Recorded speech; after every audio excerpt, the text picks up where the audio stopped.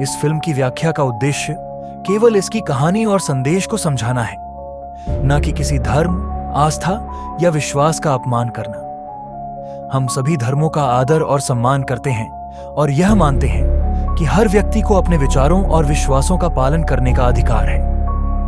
यह विश्लेषण केवल फिल्म की कथा और उसके निहितार्थ पर आधारित है।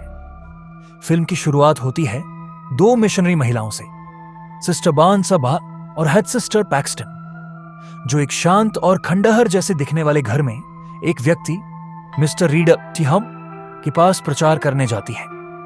रीड उन्हें बताता है कि उसकी पत्नी घर में पाई बना रही हैं और वे अंदर आ सकती हैं। शुरुआत में रीड का व्यवहार अजीब लगता है, लेकिन मिशनरी महिलाएं मानती हैं कि यह उनका सामान्य व्यक्तित्व है। रीड उन्हें अपने घर के विभिन्न हिस्सों में ले जाता है और बातचीत के दौरान वह कई असामान्य सवाल पूछता है जो महिलाओं को असहज कर देते हैं। महिलाएं जल्दी ही महसूस करती हैं कि घर के अंदर कुछ ठीक नहीं है। घर का मुख्य दरवाजा बंद है और महिलाएं बाहर नहीं निकल सकती। रसोई से आ रही ब्लूबेरी पाई की खुशबू वास्तव में मोमबत्ती से आ रही है। उनका फोन सिग्नल खो चुका है, जिससे उन्हें बाहर से संपर्क करने में दिक्कत होती है। रीड उन्हें दो दरवाजों में से एक चुनने के लिए कहता है। एक दरवाजा विश्वास का प्रतीक है और दूसरा नास्तिकता का। यह एक मानसिक खेल की तरह होता है, जहां रीड महिला मिशनरी के विश्वास को चुनौती देता है।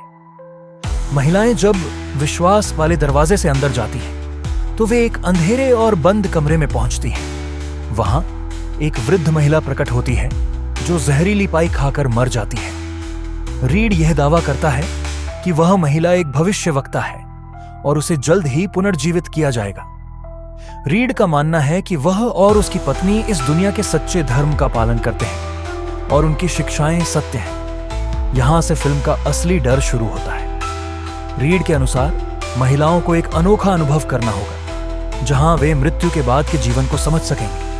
वह दावा करता है कि प्रत्येक धर्म का एक साझा तत्व है, दूसरों पर नियंत्रण रखना। जैसे जैसे कहानी आगे बढ़ती है, रीड महिलाओं को यह विश्वास दिलाने की कोशिश करता है कि मौत के बाद जीवन को समझने के लिए उन्हें एक विशेष अनुभव से गुजरना होगा। वह बार्न्स को मार डालता है और दावा करता है कि वह पुनर्जीवित हो जाएगी। वह कहता है कि यह प्रक्रिया हर विश्वास का एक हिस्सा है, मृत्यु और पुनर्जीवित होने का अनुभव। पैक्सटन, जो पहले थोड़ा संकोच करती है, अब रीड के उद्देश्यों को समझने लगती है। वह महसूस करती है कि रीड के विचार पूरी तरह से धार्मिक उत्पीड़न और शक्तियों के गलत उपयोग पर आधारित है। रीड बार्न्स को मारने के बाद उसके शरीर से एक धातु की वस्तु निकालता है, जो वह दावा करता है कि एक माइक्रोचिप है, और यह साबित करता है कि बार्न्स असली नहीं थी। रीड का यह भी मानना है कि रब्यास्की की यह चिप यह साबित करती है कि दुनिया एक सिमुलेशन है। पैक्सटन रीड के साथ लड़ाई करती है, लेकिन वह गंभीर रूप से घायल हो जाती है। वह एक भूमिगत मार्ग को खोजने में कामयाब होती है, जहां वह कई अन्य महिलाओं को पिंजरों में कैद पाती है। पैक्सटन के लिए यह अनुभव डरावना होता है, लेकिन वह महसूस करती है कि रीड ने जिन महिलाओं को बंदी बनाया है, वे सभी एक झूठी आस्था में फंसी हुई थीं। रीड का उद्देश्य उनके विश्वास को तोड़ना और उन्हें नियंत्रण में रखना था।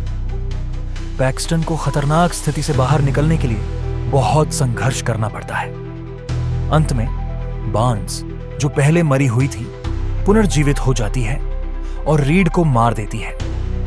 पैक्सटन खिड़की से बाहर निकलकर आजाद हो जाती है और तितली का प्रतीक उसके हाथ पर बैठता है, जो पुनर्जन्म और नई शुरुआत का संकेत है।